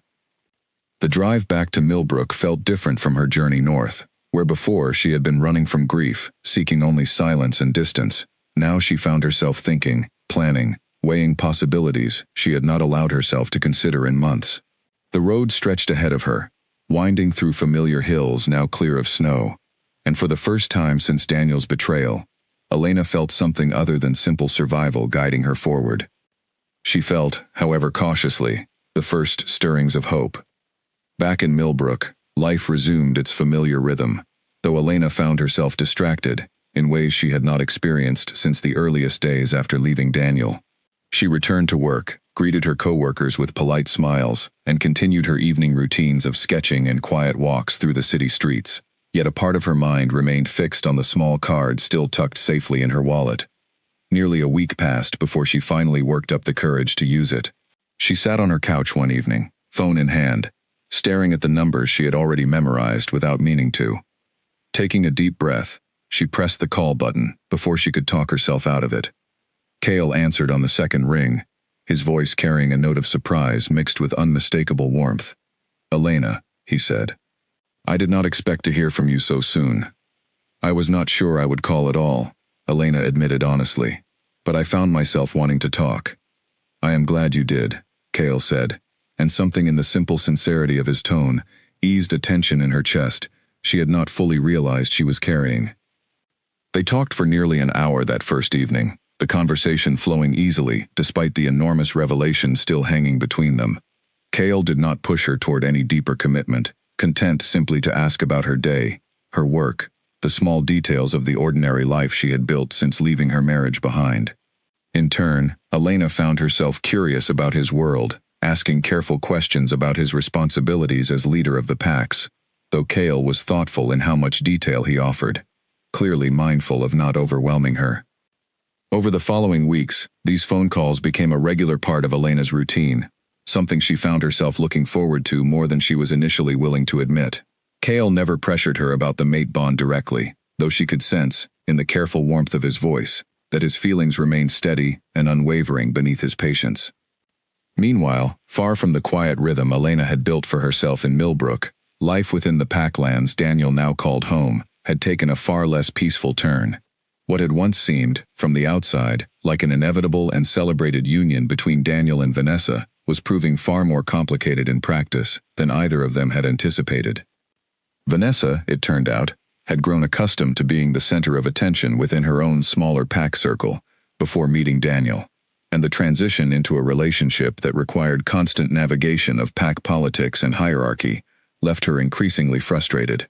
Daniel, for his part, found himself struggling under the weight of expectations he had not fully anticipated when he first believed the mate bond alone would solve every complication in his life. "You barely speak to me anymore," Vanessa said one evening, her voice sharp with frustration, as Daniel sat distracted at their kitchen table, reviewing documents related to pack business that seemed to consume more of his time with each passing week. "I am handling important matters," Daniel replied, not looking up from his papers. "The elders expect a great deal from me now that our bond has been recognized." "I did not realize being your mate meant becoming invisible," Vanessa snapped, crossing her arms tightly. Daniel finally looked up, exhaustion evident in his expression. "That is not fair, Vanessa. I am doing everything I can to secure our place within the pack hierarchy." "Our place," Vanessa repeated bitterly. "Or your place. Because from where I am standing, it seems like everything you do is about proving yourself to the elders, not building a life with me." The argument, like many that had begun cropping up between them in recent weeks, ended without resolution, both of them retreating to separate corners of the house they now shared, the easy passion that had once defined their connection, replaced increasingly by tension and unspoken resentment. It was during one such evening, as Daniel sat alone on the porch trying to clear his head, that a fellow pack member, a man named Owen who had once been a close friend, approached with news that immediately caught Daniel's attention. "Have you heard the rumors circulating about the Wolf King?" Owen asked, settling into the seat beside him. "What rumors?" Daniel asked, more out of habit than genuine curiosity. "They say he has found his true mate," Owen said. "A human woman, apparently. Word is spreading quickly through the Northern Territories." Daniel's brow furrowed slightly. "That is unusual, is it not, for someone of his standing to claim a human mate?" "Very unusual," Owen agreed. "Some of the elders in his territory are not pleased about it, from what I have heard, but apparently the king is quite serious about her." Daniel considered this information with only mild interest, his mind still preoccupied with the growing tension at home, until Owen added one more detail that made his stomach twist unexpectedly. "They say her name is Elena," Owen said. "Elena Marsh, if I remember correctly. Is that not the name of your former wife?" The words hit Daniel with unexpected force, a strange mixture of disbelief and something uncomfortably close to jealousy settling in his chest. "That cannot be a coincidence," he said slowly. "Perhaps not," Owen said, watching his friend's reaction with quiet curiosity. "Small world, is it not?" Daniel said nothing further, though his mind raced with questions he had no immediate way of answering. He thought of Elena, of the quiet, steady woman he had once been married to, someone he had convinced himself did not truly understand the complicated world of pack bonds and mate connections. The idea that she might now be entangled in an even more significant version of that same world, claimed by someone as powerful as the Wolf King himself, was almost impossible to reconcile. A strange, uncomfortable feeling settled over him in the days that followed, one he was reluctant to examine too closely. He told himself it was simple surprise, nothing more, yet he found his thoughts returning again and again to memories of his marriage, to the quiet stability Elena had always provided, a stability he had not fully appreciated until it was gone, and replaced instead with the increasingly volatile relationship he now shared with Vanessa. Meanwhile, in Millbrook, Elena remained largely unaware of the rumors already spreading through pack circles far beyond her own quiet life. Her conversations with Cale continued to deepen, each call revealing small new layers of understanding between them. She learned about his childhood, about the responsibilities he had carried since a young age after losing his parents, about the isolation that often came with leading a territory as significant as his. In turn, she found herself sharing more of her own history, carefully at first, but with growing openness, as trust slowly built between them.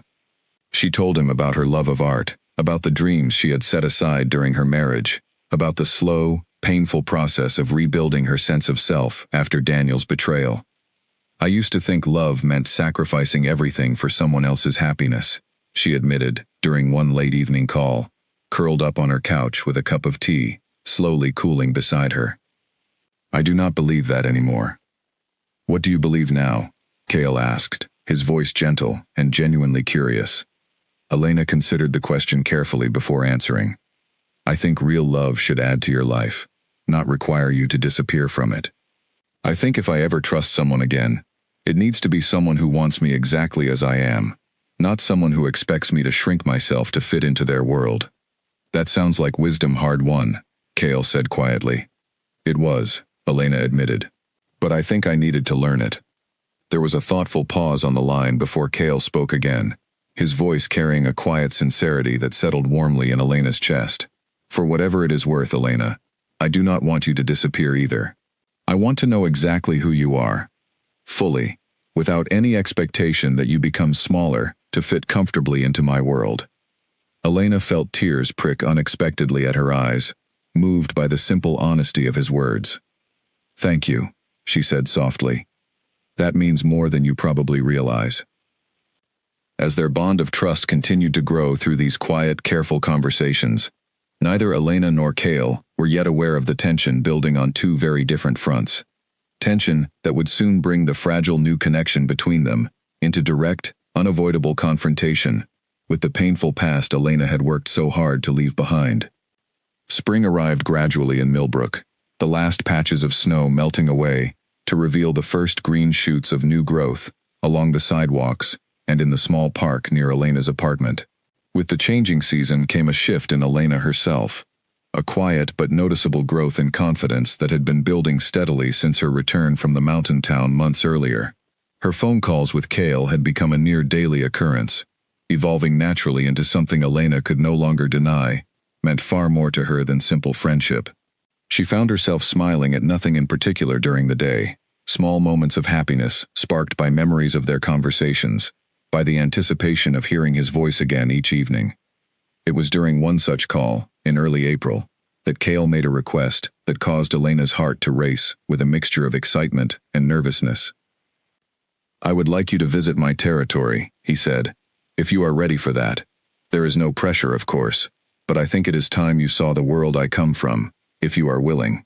Elena considered the invitation carefully, aware of the significance behind such a visit. Months of careful, patient conversation had built a foundation of trust between them, yet the idea of stepping fully into Cale's world, the world that had once destroyed her marriage in such painful fashion, still carried a weight of apprehension. "I think I am ready," she said finally, surprising herself with the certainty in her own voice. The following weekend, Elena found herself standing at the edge of a territory unlike anything she had imagined. A vast expanse of forest and mountain land stretching as far as she could see, dotted with structures that blended seamlessly into the natural landscape. Cale met her at the entrance personally, his expression warm with genuine happiness at her arrival. "Welcome," he said simply, taking her hand gently in his as he led her deeper into the territory.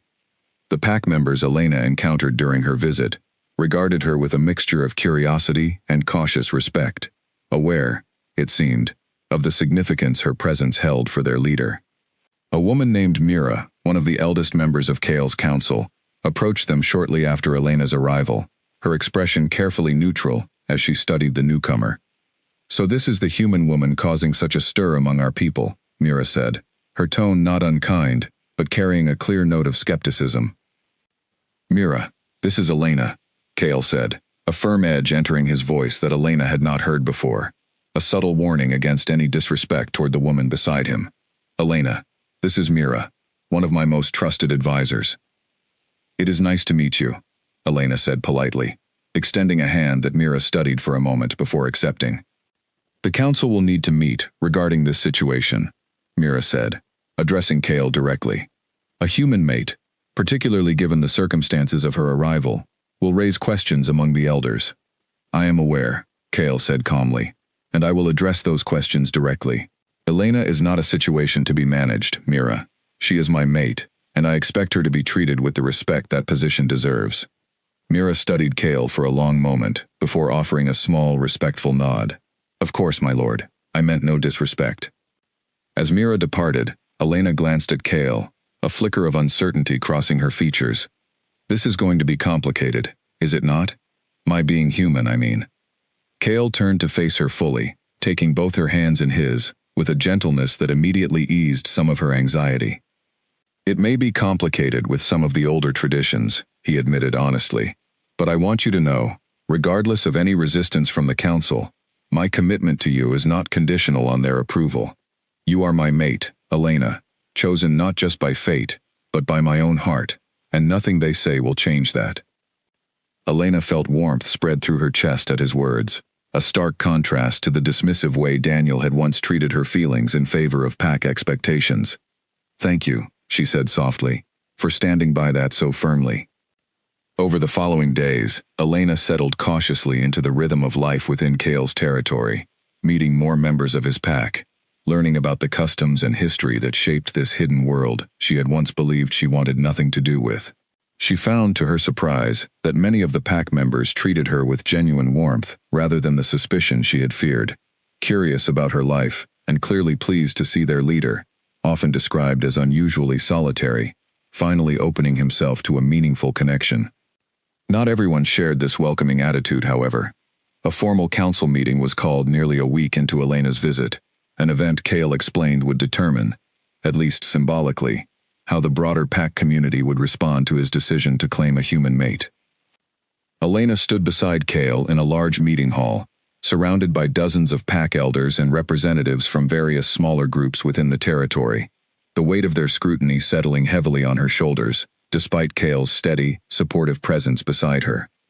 "I understand the tradition many of you hold dear," Cale addressed the gathered council, his voice carrying the calm authority of a leader accustomed to commanding respect. "I understand the concerns some of you may have about a mate bond formed with someone outside our world. But the bond between myself and Elena is genuine, undeniable, and I will not turn away from it simply to satisfy expectations rooted in traditions that do not account for the reality of true fate." A murmur passed through the assembled council, some faces showing clear approval, others remaining guarded and skeptical. An older man, his expression stern, rose from his seat to address the gathering. "With respect, my lord," he said, "the stability of our territory depends on unity, on shared understanding between mates who comprehend fully the responsibilities of pack life. How can a human, unfamiliar with our laws and traditions, adequately support you in the role required of your mate?" Before Cale could respond, Elena, drawing on a courage she had not fully realized she possessed, stepped forward slightly, addressing the council directly. "I understand this is unfamiliar territory for many of you," she said, her voice steady, despite the nervous flutter in her chest. "I cannot claim to understand every tradition or law that governs your world, but I can promise you this. I know what it means to be loyal, to be steady, to support someone through difficult circumstances, even when it is not easy. I have already proven that in a previous life, one that ultimately did not value what I had to offer.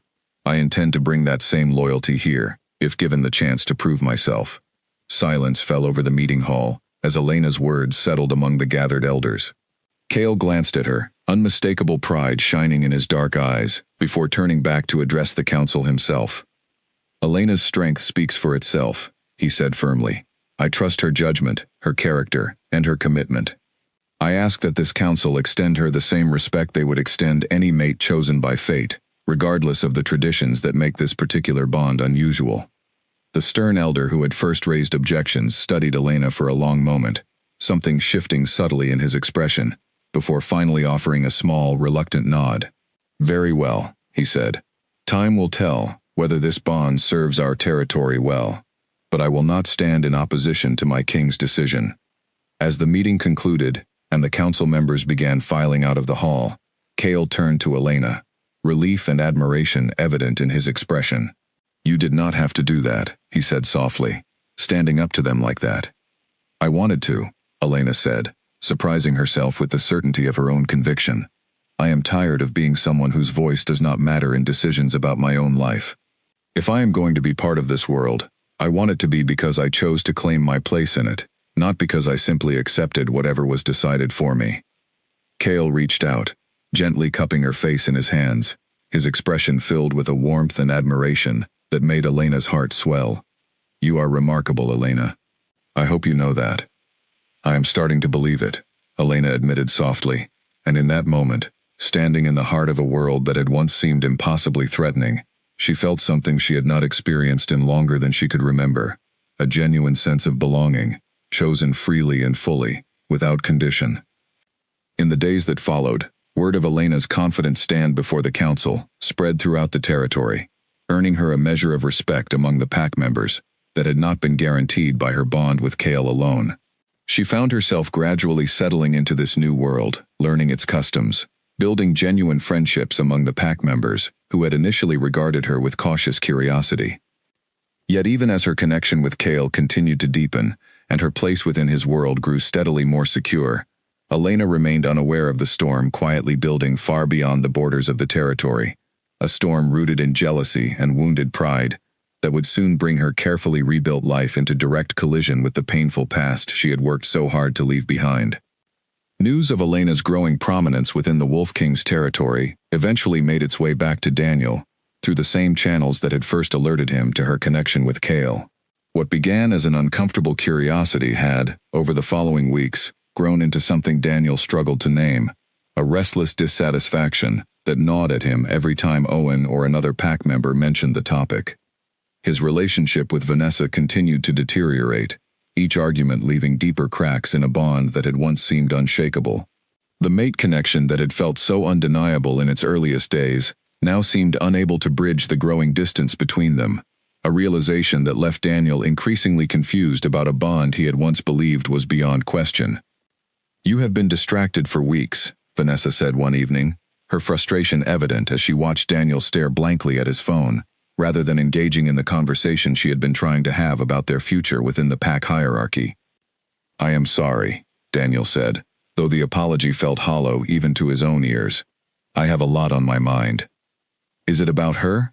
Vanessa asked sharply. "Your ex-wife?" Daniel's silence was answer enough, confirming a suspicion Vanessa had clearly been harboring for some time. "I do not understand," Vanessa said, her voice rising with a mixture of hurt and anger. "You left her, Daniel.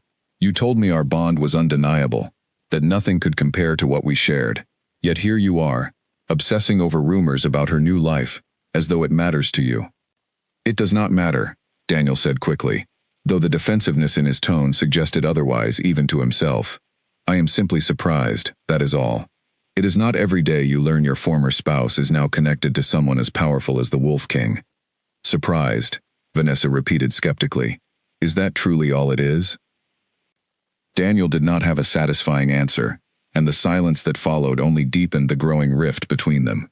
In the weeks that followed, that rift widened further, until finally, driven by a combination of wounded pride and a need for closure he did not fully understand, Daniel made a decision he would later come to regret.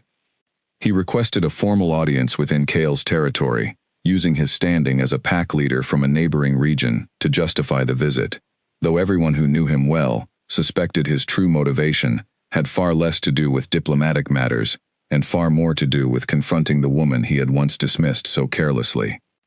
Elena was walking through the central grounds of the territory with Cale one afternoon, discussing plans for an upcoming gathering meant to formally introduce her to the broader pack community, when a familiar figure appeared at the edge of the courtyard, flanked by two guards who had escorted him through the territory's checkpoints.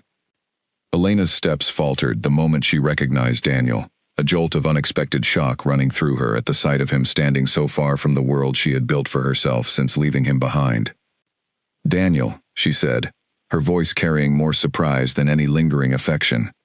"Elena," Daniel replied, his eyes flickering briefly toward Cale, before returning to her. "I did not expect to see you looking so well." "What are you doing here?" Elena asked, her tone guarded, old instincts of caution rising quickly to the surface. "I had business with the territory," Daniel said, though the excuse sounded thin even as he offered it. "I heard rumors about your new situation, and wanted to see for myself if they were true." Cale stepped forward slightly, positioning himself protectively beside Elena, without appearing overtly aggressive, his expression calm, but carrying an unmistakable authority that made Daniel's guards shift uncomfortably. "I do not believe we have been properly introduced," Cale said evenly. "I am Cale, leader of this territory, and you are the man who once called himself Elena's husband." Daniel's jaw tightened slightly at the pointed reminder. "Daniel," he said, "I was married to Elena for 8 years." "Yes," Cale said, his tone remaining deceptively calm, though Elena could sense a coiled tension beneath his composed exterior. "I am aware of the history between you. I am also aware of how that history came to an end." Daniel's expression flickered with something like discomfort, clearly not having anticipated such direct acknowledgement of his past behavior. "That was a difficult situation," he said. "One I handled poorly perhaps, but not something I expect you to fully understand." "I understand it well enough," Cale said, his voice hardening slightly. "You had a mate bond form with someone else, while still married to Elena, and rather than handling that situation with honesty and care, you allowed her to be cast aside with minimal consideration for the years of loyalty she had given you. I understand that quite clearly." Elena watched the exchange with a strange mixture of discomfort and something almost like vindication, seeing Daniel confronted so directly with the consequences of his own choices by someone whose authority he clearly could not dismiss. "I did what I believed was necessary," Daniel said, though his voice carried less conviction than it once had. "The bond is not something any of us can control." "No," Cale agreed. "But how we choose to handle that bond, with dignity or with carelessness, is entirely within our control. You chose carelessness, and Elena paid the price for that choice." Daniel glanced at Elena, something unreadable passing across his features. "Is that truly how you see it, Elena?" That I simply discarded you? Elena straightened, drawing on the same steady confidence that had carried her through her earlier confrontation with the Pack Council. That is exactly how it happened, Daniel. You did not give me the chance to process what was happening. You did not offer me any real choice or consideration. You told me our marriage no longer mattered, and you expected me to simply accept that. I am sorry, Daniel said, and for the first time, something in his voice suggested genuine regret rather than defensive justification. I do not think I fully understood, at the time, how deeply that would hurt you. It does not matter now, Elena said, surprising herself with how true the statement felt. I have built a new life. I have found people who value me, the way I deserve to be valued. Whatever regret you feel now does not change what already happened, but it also does not need to define what happens next, for either of us. Daniel studied her for a long moment, something like genuine surprise crossing his features at her composed, unshaken response. Whatever confrontation he had anticipated, whatever satisfaction he might have hoped to find in seeing her struggle, clearly was not materializing in the way he had expected. Cale, sensing the shift in the conversation, stepped in with quiet but firm authority. I think this conversation has reached its natural conclusion, he said. Elena has made her position clear, and I would ask that you respect it going forward. Daniel nodded slowly, some of the tension leaving his shoulders as he seemed to accept, finally, that whatever remained of his connection to Elena had truly come to an end. I wish you well, Elena, he said quietly, genuinely. Thank you, Elena said, and she found, to her own surprise, that she meant it, a final release of resentment she had not realized she was still carrying. As Daniel and his guards departed the territory grounds, Elena let out a slow breath, the tension of the unexpected confrontation finally beginning to ease from her body. Cale turned to her immediately, concern evident in his expression. Are you all right? He asked gently. I think I am, Elena said, and she realized, with a small measure of surprise, that the statement was entirely true. I did not expect to feel this steady, seeing him again, but somehow, I do. You have grown a great deal since that snowstorm, Cale said softly, reaching out to take her hand. I have, Elena agreed, and I think I have you to thank for a lot of that. Cale shook his head gently. You did this yourself, Elena. I simply gave you the space to remember who you truly are. Meanwhile, back within his own territory, Daniel returned home carrying a heavier weight than he had anticipated, the confrontation with Elena and Cale leaving him with an uncomfortable clarity about the choices that had brought him to this point in his life. Vanessa met him at the door, her expression tight with barely concealed frustration. How was your business trip? She asked, though the sharpness in her tone suggested she already suspected the true nature of his journey. Daniel hesitated, unsure how to explain the strange mixture of regret and unexpected relief he felt after seeing Elena again, thriving in a life so clearly better than the one he had once offered her. It was clarifying, he said finally. Clarifying how? Vanessa pressed. Daniel studied her for a long moment, seeing perhaps for the first time the full reality of the choice he had made months earlier, a choice driven by an undeniable bond that had, despite its intensity, failed to build the kind of genuine partnership he had once shared with Elena. I think, he said slowly, that we both deserve honesty about where things stand between us. Vanessa's expression shifted from frustration to something more uncertain, sensing the gravity behind his careful words. Whatever conversation followed that evening, it was clear to both of them that the foundation of their relationship, built so quickly on the undeniable pull of a mate bond, had never developed the deeper roots necessary to sustain a lasting partnership, roots that Daniel now recognized, too late, he had once had with the woman he had so carelessly let go. In the weeks following Daniel's unexpected visit, Elena noticed a subtle shift within herself, a lightness that came from finally releasing a weight she had not realized she was still carrying. Yet even as one source of fear faded into the background, a new kind of uncertainty began to take its place, quieter, but no less significant. She had grown close to Cale, over the months since their first meeting during that snowstorm, closer than she had allowed herself to become with anyone since her marriage ended. Their conversations had deepened into something she recognized, with growing clarity, as genuine love, not the sudden, overwhelming certainty Daniel had described with Vanessa, but something built slowly, deliberately, through patience and shared vulnerability. Yet as the formal mate bond between them remained unclaimed, a lingering hesitation on Elena's part that Cale had respected without complaint, she found herself increasingly aware of a quiet fear she had not fully confronted. What if committing fully to this bond meant eventually losing herself the way she had within her marriage to Daniel? What if the promises of respect and equality Cale had shown her so far were simply the early stages of a pattern that would, in time, prove just as limiting as her previous relationship? She raised these fears with Cale one evening, sitting together on a quiet terrace overlooking the territory's forested hills, the sunset painting the sky in soft shades of orange and pink. "I need to ask you something," Elena said, her voice carrying a seriousness that immediately drew Cale's full attention. "Anything," Cale said, turning to face her fully. "I am afraid," Elena admitted, the words feeling both vulnerable and necessary. "Not of you, exactly, but of what fully committing to this bond might mean for who I am. I spent 8 years slowly disappearing within my marriage, becoming smaller and smaller to accommodate expectations I never fully agreed to. I do not know if I could survive going through that again." Cale listened carefully, his expression thoughtful rather than defensive, giving her fear the full weight of consideration it deserved. "I understand that fear," he said finally, "and I cannot promise you that committing to this bond will be without challenges. Pack life carries its own expectations, its own complexities. But too, I can promise you this. I do not want a mate who disappears into my shadow, Elena. I want a partner, someone whose voice matters as much as my own, someone who challenges me and grows alongside me, rather than shrinking to fit some predetermined role."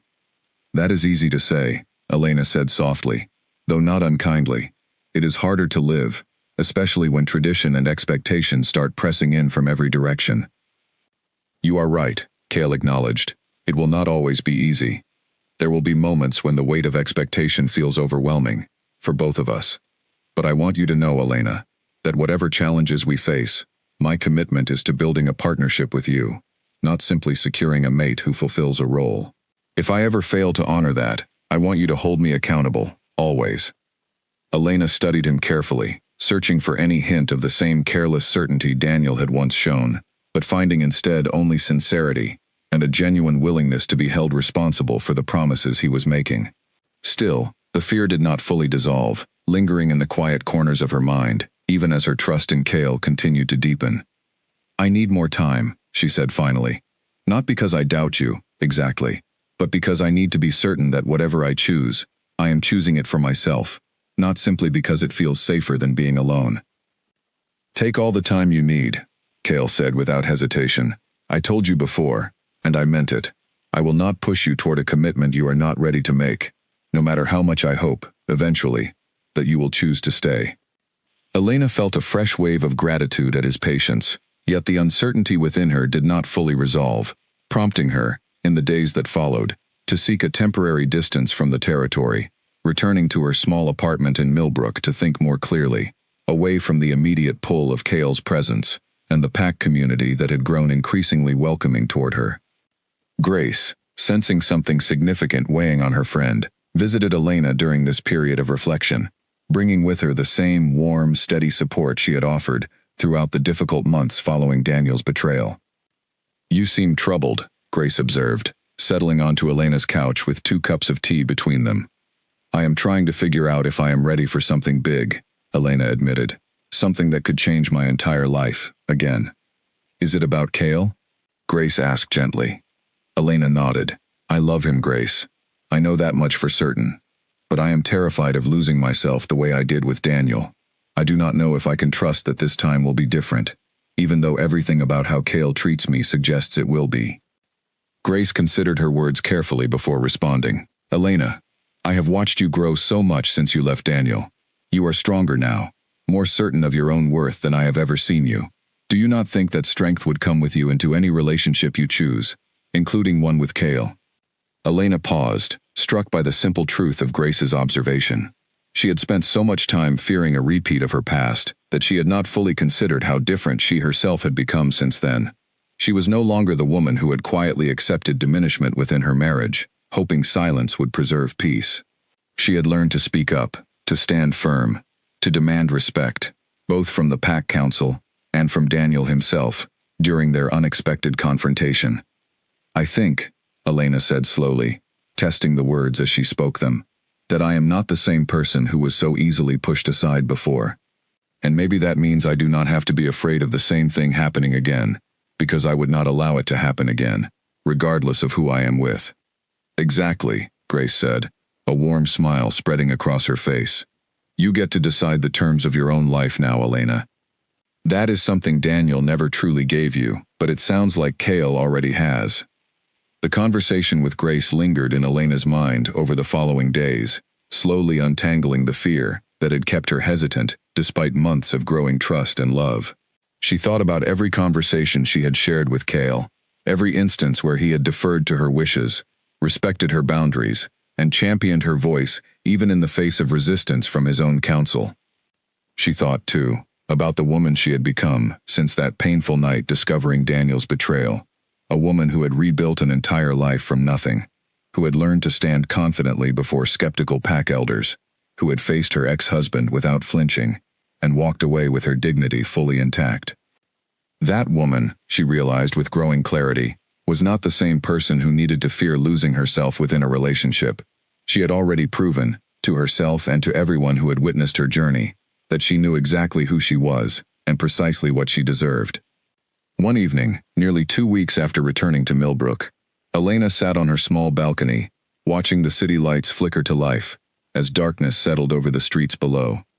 She thought of Cale, of his patient, unwavering support throughout her period of reflection, of the genuine partnership he had consistently offered, rather than simply demanding acceptance of the bond fate had placed between them. She picked up her phone and dialed his number, her heart steady despite the significance of the decision she had finally reached. "Elena," Cale answered, warmth immediately evident in his voice. "How are you?" "I am ready," Elena said simply, the words carrying a certainty that surprised even herself. "Ready for what?" Cale asked, though something in his tone suggested he already sensed the answer. "For us," Elena said. "For the bond. For your world. For whatever challenges come with building a life together. I am not choosing this because I am afraid of being alone, Cale. I am choosing it because I know who I am now, and I know that being with you adds to that, rather than diminishing it."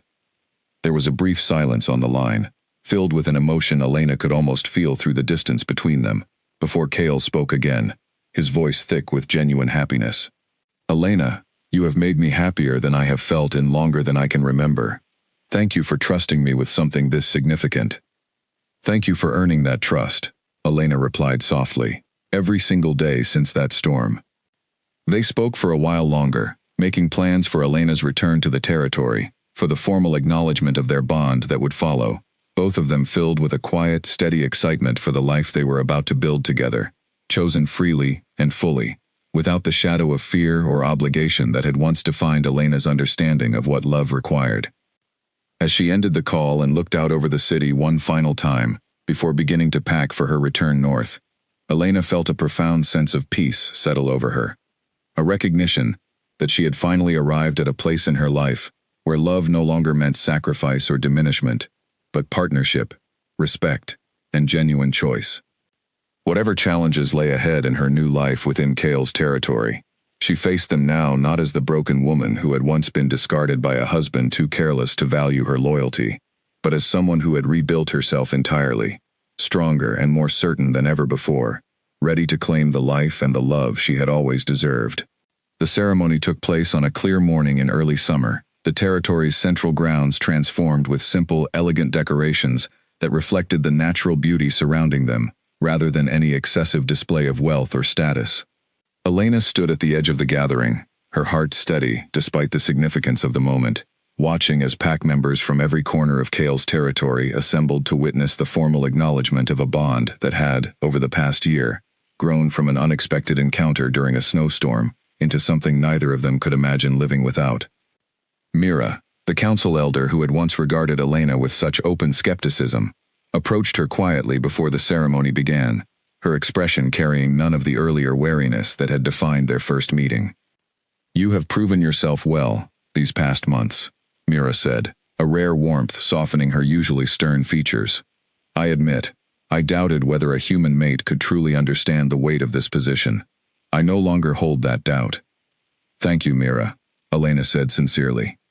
Your honesty, even when it was difficult to hear, helped me understand what I needed to prove, not just to the council, but to myself. Mira offered a small, respectful nod before stepping back to join the gathered crowd, leaving Elena alone for a final moment of quiet reflection before the ceremony began. She thought of the woman she had been 8 years earlier, walking down a different aisle toward a different kind of commitment, one built on assumptions and unspoken compromises that had ultimately left her diminished rather than fulfilled. This time felt entirely different.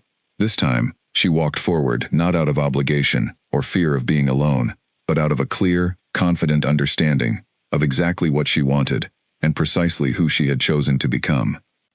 Cale waited for her at the center of the gathering, dressed simply but carrying an unmistakable authority in his bearing, his dark eyes finding hers the moment she began walking toward him. The warmth in his expression, unguarded and full of genuine love, settled any final traces of nervousness Elena might have carried into this significant moment.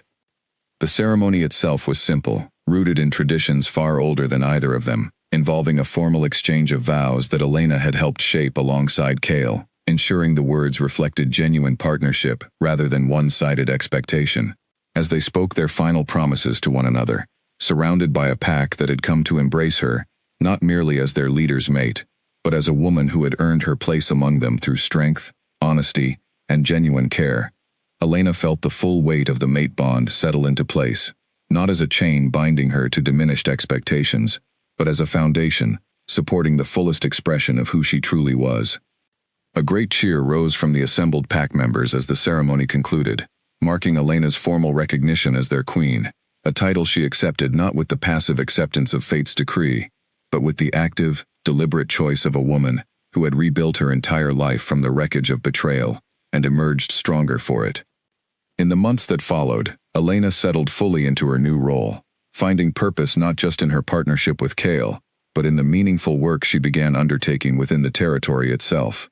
Drawing on her background in design, she helped modernize communication between the various smaller packs scattered throughout Cale's territory, creating systems that improved cooperation and understanding across communities that had, for generations, operated with limited connection to one another. Her efforts earned her genuine respect among pack members who had once regarded her arrival with curiosity or skepticism, transforming into admiration as they witnessed firsthand the intelligence, compassion, and quiet strength she brought to her new role.